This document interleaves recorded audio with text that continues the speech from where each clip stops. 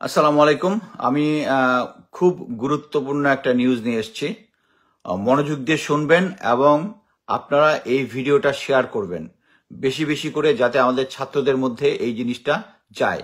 First কথা হচ্ছে, আমরা যে বিভিন্ন স্থানে দেখেছি যে সেনাবাহিনীর অফিসাররা বিভিন্ন জায়গায়, অফিসার সৈনিক সহ বিভিন্ন জায়গায় যে তারা গিয়েছে এবং তারা কুমিল্লাতে একটা ভিডিওতে আমরা স্পষ্ট দেখেছি যে তারা ছাত্রলীগ জনতার পক্ষে ছাত্রলীগ এবং আওয়ামী লীগদেরকে ধাওয়া দিচ্ছে এবং তাদের দিকে গুলি করতেছে। এটা বিভিন্ন জায়গায় হয়েছে এবং আপনারা আস্থা রাখুন, সেনাবাহিনী জনগণের সাথে আছে, জনগণের সাথে আছে, কোনো ডাউট নাই। অমির রহমান পিয়াল নামে একটা কুকুর আছে, প্লাস হচ্ছে আওয়ামী লীগের সাইবার টিম, তারা বোঝানোর চেষ্টা করতেছে। একটা ভিডিও বিভিন্ন দিক থেকে আমার কাছে আসতেছে, কি বলতেছে, তারা বলতে চাচ্ছে যে সেনাবাহিনী এখন দেখাচ্ছে আপনাদের পক্ষে সেনাবাহিনীকে বিশ্বাস করা যায় না। সেনাবাহিনীকে বিশ্বাস করেন। সেনাবাহিনীতে গ্রাউন্ডে যে অফিসারগুলো আছে তার সাথে আমার ব্যক্তিগতভাবে যোগাযোগ স্থাপন হয়েছে। তারা এই আওয়ামী লীগ এবং ছাত্রলীগ যেখানে থাকে, এবং কালকে আরো বেশি সংখ্যক তারা গ্রাউন্ডে থাকবে, তারা আওয়ামী লীগ এবং এই ছাত্রলীগের তাণ্ডবকে তারা সমর্থন করে না। মিড র্যাঙ্কিং অফিসাররা তারা সবাই এই জনগণের পক্ষে। আওয়ামী লীগের প্রোপাগান্ডাতে আপনারা বিভ্রান্ত হবেন না। আওয়ামী লীগ প্রোপাগান্ডা করতেছে এই সেনাবাহিনীকে বিশ্বাস করা যায় না, তারা এখন এটা করতেছে, ফিউচারে হয়তো আমাদেরকে একটা জায়গায় নিয়ে যাবে না। গ্রাউন্ডে যে সমস্ত অফিসাররা আওয়ামী লীগকে ধাওয়া দিতেছে তাদের সাথে আমার যোগাযোগ আছে, আমি ক্লিয়ার ভাষায় বলতেছি, ক্লিয়ার ভাষায় আছে তারা। এবং কালকে আরো অধিক সংখ্যক আপনারা সেনাবাহিনী দেখবেন যারা আওয়ামী লীগকে দাবরানি দিবে। সো এই জিনিসটা আপনারা কাইন্ডলি সবাইকে বলেন যে সেনাবাহিনী ডেজ আর নাম্বার। এখন আরেকটা জিনিস বলি, সেনাবাহিনী প্রধান কনফিউজ হয়ে বসে আছেন কি জন্য? উনি জানেন যে শেখ হাসিনা দেশ ত্যাগ করবে না। আমি অত্যন্ত বিশ্বস্ত সূত্রে জেনেছি যে ইন্ডিয়া থেকে একটা দল এসেছিল তাকে নিয়ে যাওয়ার জন্য, কিন্তু সে যাবে না। সে লাশের উপর দিয়ে থেকেও এখানে থাকবে। এই যে যাচ্ছে না, এই অবস্থায় কনফিউজ অবস্থায় আছে আমাদের সেনাপ্রধান কনফিউজ অবস্থায় আছে।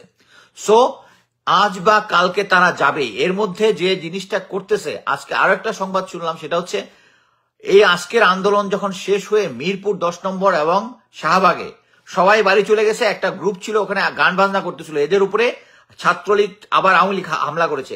আপনারা সতর্ক থাকেন, এই আন্দোলনের একটা শুধু ছাড় দেওয়া যাবে না। আগামীকালকের অনুষ্ঠানে আমি অবাক হব না যদি সেনাবাহিনী আপনাদের সাথে জয়েন করে।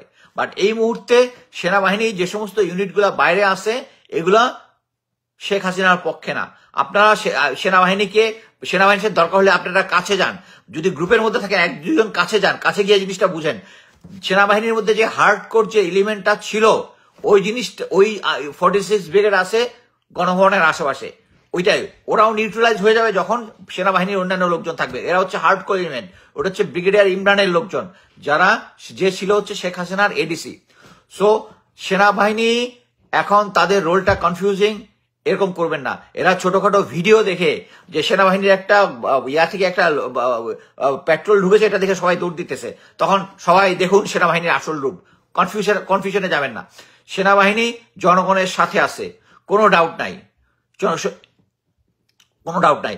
আওয়ামী লীগের এই প্রপাগান্ডায় আপনারা হবেন না। তারা এখন ইচ্ছা করে এই প্রপাগান্ডা করতেছে, তারা যেহেতু জানতেছে যে আর্মি অলরেডি জনগণের সাথে স্ট্যান্ড নিয়েছে। আমার বক্তব্য এখানে শেষ। এবং শেখ হাসিনা এখন যাওয়ার জন্য কোথায় যাবে এটা ডিসিশন নিতে পারতেছে না, এই অবস্থায় আছে। আমি এখন যদি কোনো থাকে আর্মি সাপোর্ট থাকলে একদিনে 80 জন কিভাবে নিহত হয়। আমি কিছুক্ষণ আগে একটা টক শোতে ছিলাম হাসিনা আক্তারে, ওখানে হৃদয় নামে একটা ছেলে ছিল, হয়তো এটা ফেক নেম, গ্রাউন্ডেড। সে বলেছে যে ঢাকা শহরের সব জায়গায় আর্মি নাই, পুলিশও নাই। আমি যেটা কালকে বলেছিলাম কনক সারের শোতে, যে পুলিশ সেন্ট্রালি দিছে যে তারা এই আন্দোলনে জনগণের এগেইনস্টে দাঁড়াবে না, কিন্তু ওই যে গোপালী পুলিশ এবং একটা সেক্ট আছে যাদের যাওয়ার কোনো জায়গা নেই, তারা এখন এই আন্দোলনের মধ্যে শরিক হচ্ছে। সো আপনাদেরকে সাবধান থাকতে হবে। আমি বিশ্বাস করি এই 80 জন যেটা হয়েছে, এর মধ্যে ওই স্ট্যাটিস্টিক দিয়েছে আন্দোলনকারী 73, আর বাকি সহ হচ্ছে পুলিশ এবং আওয়ামী লীগ। এবং পুলিশের টাইম বলতে পারি না, কিন্তু সেনাবাহিনী আপনাদের সাথে থাকবে ইনশাল্লাহ। আচ্ছা, এখন আল্লাহ সহায়ক, এখন আমি কোশ্চেন কোনো থাকলে আমি কোশ্চেন গুলার উত্তর দিব। হেফাজত ইসলাম নামতেছে কালকে, আলহামদুলিল্লাহ। সবার, প্রতিটা জনগণ। Upload this video to Facebook is fully block even. আচ্ছা, ইউটিউব। আচ্ছা, অবশ্য এই টেকনিক্যাল জিনিসগুলো জানি না। আসসালামু আলাইকুম স্যার, খুব টেনশন আছে, আল্লাহ আমাদের সহায় হন। আল্লাহ সেনাবাহিনীকে মজলুমের পক্ষে থেকে, তো সেনাবাহিনী আপনাদের পক্ষে আছে, কোনো ডাউট রাখবেন না। আওয়ামী প্রোপাগান্ডায় কান দিবেন না, আওয়ামী প্রোপাগান্ডাতে কান দিবেন না।